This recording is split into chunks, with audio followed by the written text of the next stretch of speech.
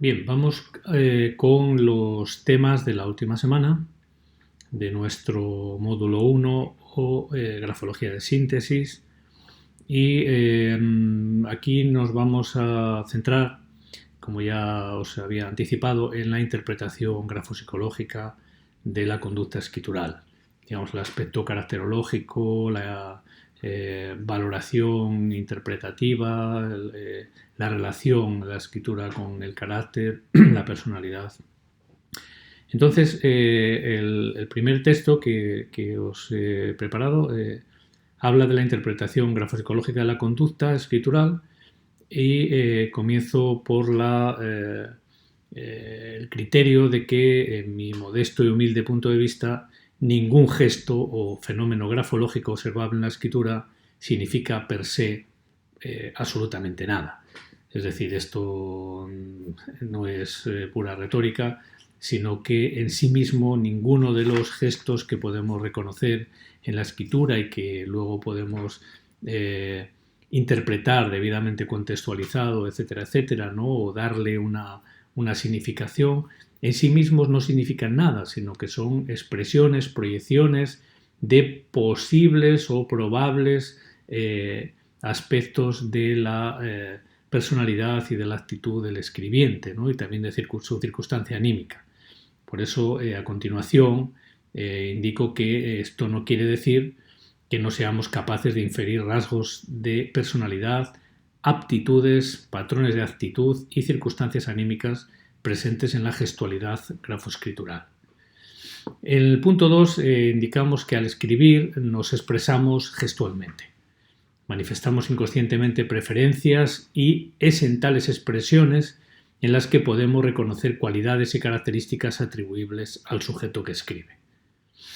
El punto 3 indica que precisamos de dos momentos, dos partes, dos fases en el proceso de análisis y valoración grafológica de una escritura o firma. Por un lado, reconocer mediante observación las diferentes variantes de escritura que cada escribiente va a generar mediante su acto comunicacional, manuscrito o autográfico. Sabéis que al escribir estamos realizando un acto de comunicación. Básicamente, escribir, dice Max Pulver, es una comunicación que va del yo al tú. Es decir, estamos comunicando algo a alguien. Y en este acto comunicacional es donde ocurren, acontecen estas proyecciones que son las que podemos observar y estudiar desde el punto de vista grafológico. Por otro lado, relacionar el conjunto de variables identificado con patrones de actitud y de conducta, más o menos generales, es decir, arquetípicos.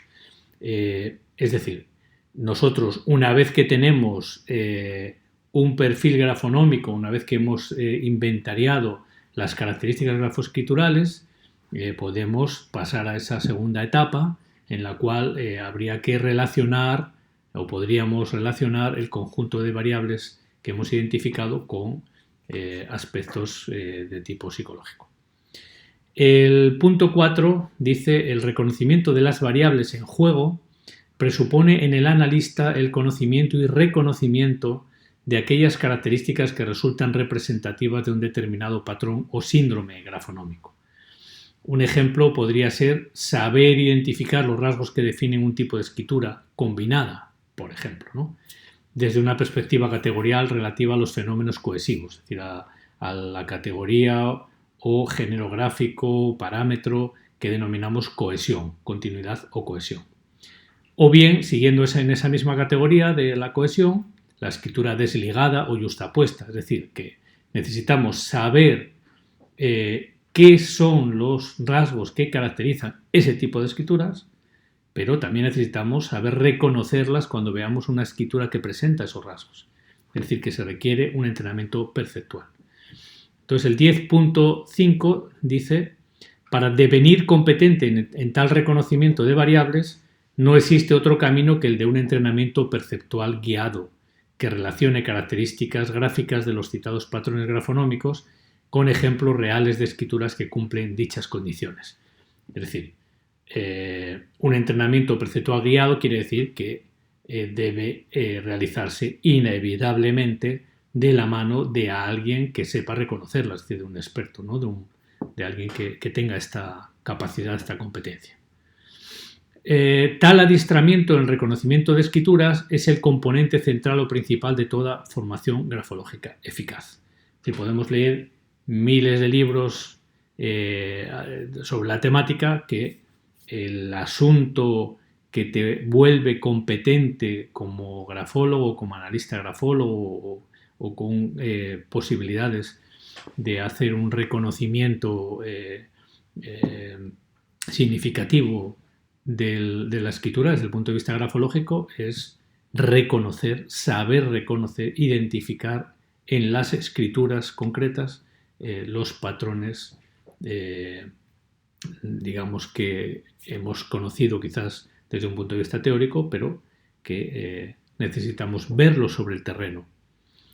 El siguiente paso, el punto 6 dice que el siguiente paso en la operativa grafopsicológica consiste en inferir rasgos de personalidad, actitudes y competencias psicológicas a partir de perfiles grafoescriturales reconocidos y puestos en relación unos con otros, es decir, del combinado de los mismos.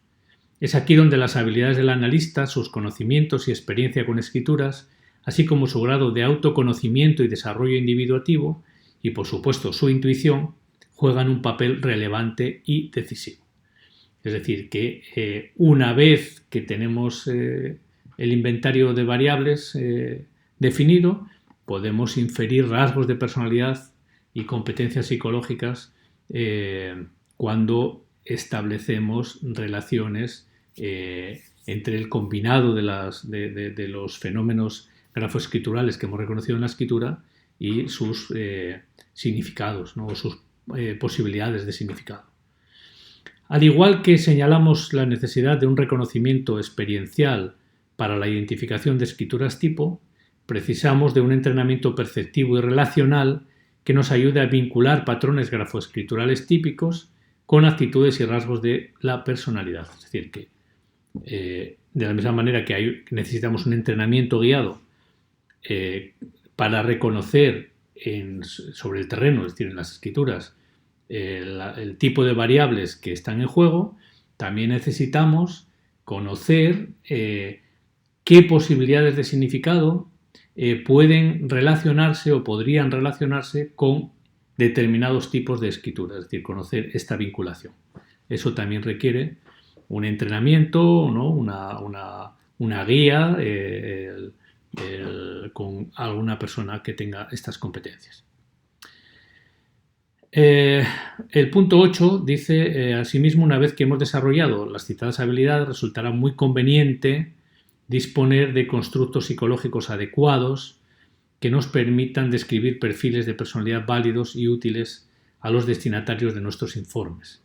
Aunque se pueden reseñar todo tipo de apreciaciones caracterológicas y de temperamento, hay modelos de personalidad que pueden ayudarnos en la citada tarea, aportando constructos hipotéticos de reconocida solvencia en la descripción de la personalidad humana.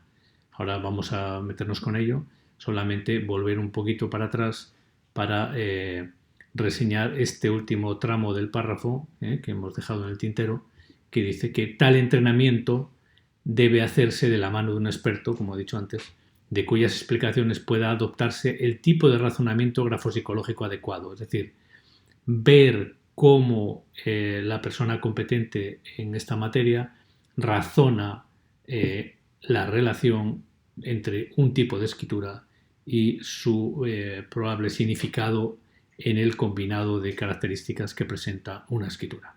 Esto es muy importante. Bien, entonces el punto 9 dice que el modelo de los 5 grandes, Big Five, es mi propuesta básica para la perfilación de los aspectos o facetas de la personalidad que mejor conviene manejar en nuestros informes de personalidad. Cuenta con un grado de aceptación y universalidad por encima de cualquier otro modelo y abarca todas aquellas facetas que resultan eficazmente descriptivas de las diferentes tipologías psicológicas.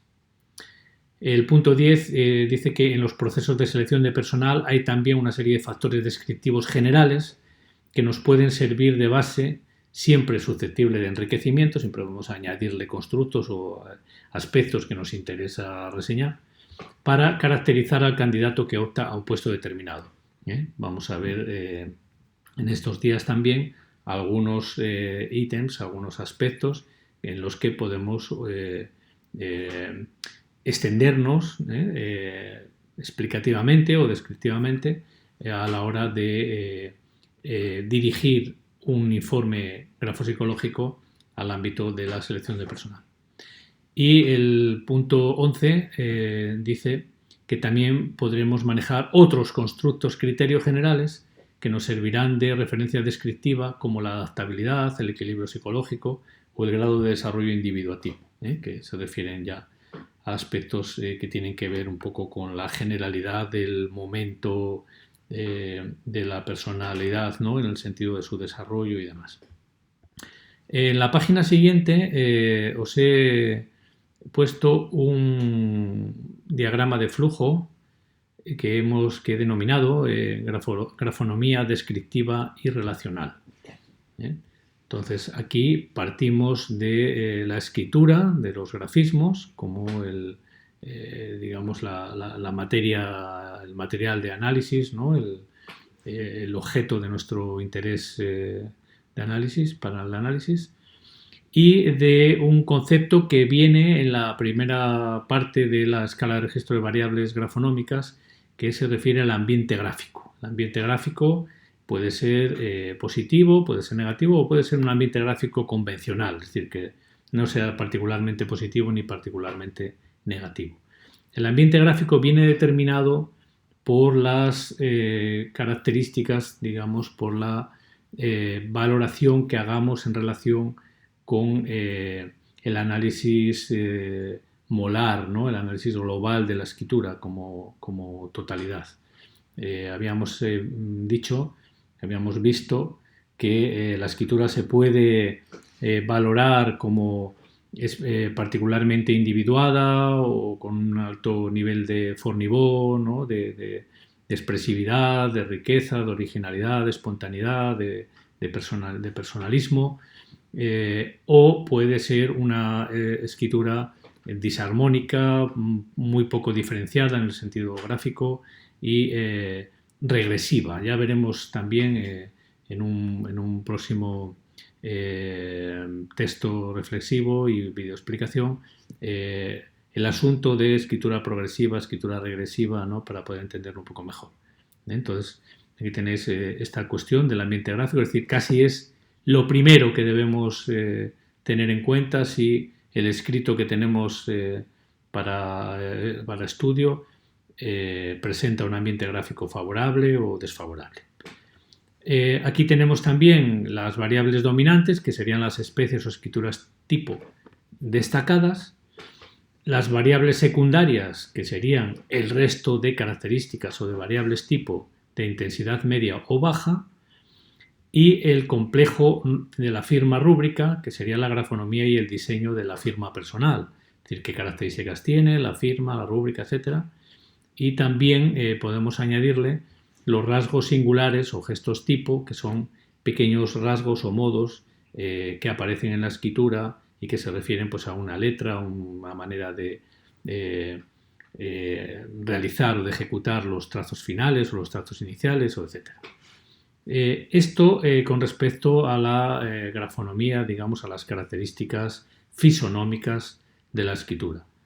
Y a partir de que tenemos ese perfil, podemos relacionarlo con factores de la personalidad como los 5 grandes, de los que hablaremos también esta semana en un siguiente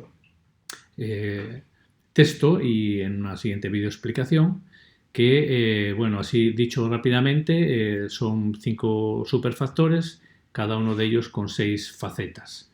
El factor 1 es la extraversión, el factor 2 la afabilidad, el factor 3 el tesón, la voluntad, el factor 4 el neuroticismo y el factor 5 la apertura mental o la apertura a la experiencia. Cada uno de ellos tiene una serie de facetas o de características que contribuyen al grado de extraversión o de introversión, ¿no? Que pueda presentar ese sujeto, etcétera, etcétera. Y en cada uno de los superfactores pues tiene sus facetas correspondientes.